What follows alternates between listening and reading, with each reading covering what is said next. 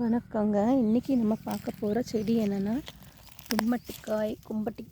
தும்பட்டிக்காயின்னு சொல்லுவோம்ல, வரி தும்பட்டிக்காயின்னு சொல்கிறாங்க பாருங்கள். வரி தும்பட்டிக்காய், பேய் தும்பட்டின்லாம் சொல்கிறாங்க. இது வந்து ஒரு வறண்ட நிலத்தில் வளரக்கூடியதுங்க. இது அப்படி படர்ந்து கூடிய நிலத்திலேயே படர்ந்து வளரும். இது பார்க்கும்போது தர்பூசணி இலையெல்லாம் எப்படி இருக்கும் பாருங்கள், தர்பூசணி செடி இலையெல்லாம் எப்படி இருக்கும்ல, அதே மாதிரி இருக்கும். இது வந்து தலை சார்ந்த பிரச்சனைகளுக்கெல்லாம் பயன்படுத்துகிறாங்க. வலி நிவாரணியாகவும் இது வந்து மேல் பூச்சுக்கு மட்டும்தாங்க பயன்படுத்தும். இது வந்து விஷத்தன்மையுடைய காய் இது வந்து விஷத்தன்மையுடைய காய். இப்போ வெயில் காலனால அவங்களுக்கு வந்து காய்களும் கம்மியாக இருக்குது. பழம் வந்து இப்படி பழுத்த மாதிரி ஆயிடுச்சு. இதுவே கொஞ்சம் ஒரு ஜனவரி பிப்ரவரிலாம் பார்த்திங்கன்னா நிறைய பிஞ்சு இருக்கும், நல்ல காய் பச்சையாகவும் இருக்கும். இது தாந்திரிக முறைப்படியும் இந்த காயை வந்து பயன்படுத்துகிறாங்க.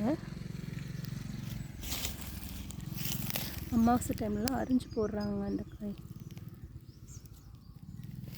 வரி தும்மட்டி, பேய் தும்மட்டி காய். இது குழந்தைங்களுக்கெல்லாம் சுற்றி போடுறாங்க.